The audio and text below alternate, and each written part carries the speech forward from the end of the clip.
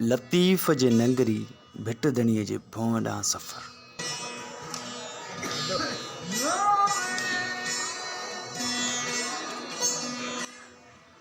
सिंधी शाइरीअ जो इमाम हज़रत शाह अब्दुल लतीफ़ भिटाई हिकु अज़ीम शाइर मुफ़क्कर हिन देश जो सूंह ऐं रहबर आहे।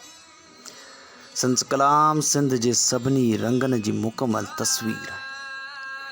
तोड़े जो शाह अब्दुल लतीफ़ भिटाईअ जी शाइरीअ जो मजमो तसौफ़ आहे, पर उन जी शाइरीअ जा उनवान अलॻि अलॻि आहिनि।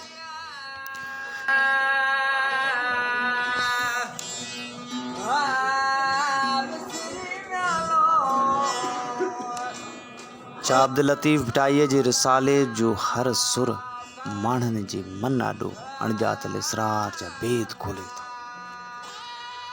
शाह साईं पंहिंजी शाइरी में ख़ासि तौर ते औरत जे ॾुखनि ॾाखड़नि ऐं संस मन जी हालतुनि खे ॻायो। हिकु लिहाज़ खां शाह साईं जी शाइरीअ जो 7 सुरमियूं औरत जे मुख़्तलिफ़ कैफ़ियतुनि जो इज़हार आहिनि। हज़रत शाह अब्दुल लतीफ़ भिटाई पंहिंजी शाइरीअ में जिन किरदारनि खे ॻायो, उन्हनि माॻनि जा पंध सफ़र पिणु कया ऐं कैफ़ियतुनि जी गहराईअ खे पंहिंजे रूह सां महसूसु करे उन्हनि ॾुखनि ॾाखड़नि जी तस्वीर कशी कई।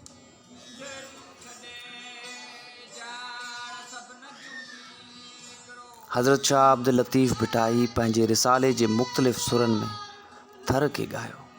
सुर मारवी में जंहिं तरह सां शाह साईं मारवी जे अहसासनि जी तशरीह कई, उन मां ज़ाहिर थिए थो भिट धणी ॻोठ उन्हनि पटनि पेचरनि ऐं पोठनि तलियनि तरायनि भिटनि भोगनि खे परखियो, महसूसु कयो, ॾिठो ऐं पोइ लिखियो।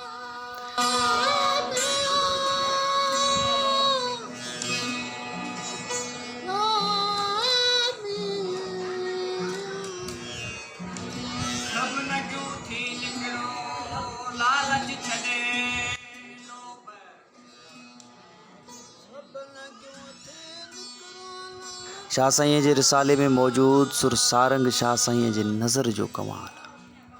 वसकारे खां पोइ हिन सुर में जेका तस्वीर पेश कई वई, उन जो मिसाल सिर्फ़ु शाह साईं वटि ई मिले थो। उन लिहाज़ खां शाह साहब हिकु मुसव्वर, शाइर ऐं सूरतकार आहे।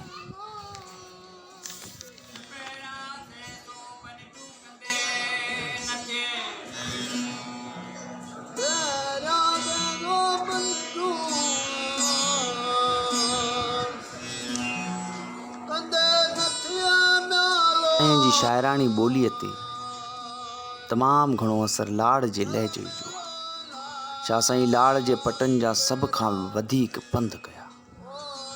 पड़ जो ढोरो मुर्शिद लतीफ़ जे महबूब ॻोठ आहे, जिते शाह साईं जो रिसालो सभ खां पहिरीं सेड़ियो। पड़ जे ढोरे में शाह साईं जे खूह जा आसार पिणु मौजूदु आहिनि। लाड़ शाह साईं जे हाफ़िज़नि जो वॾो क़िलो आहे। ससुई जा पेर खणण लाइ कोहस्तान जे पेचरनि जा पंध बि करणा पवंदा। ससुई जा पेर खणण लाइ कोहस्तान जे पेचरनि जा पंध बि करणा पवंदा।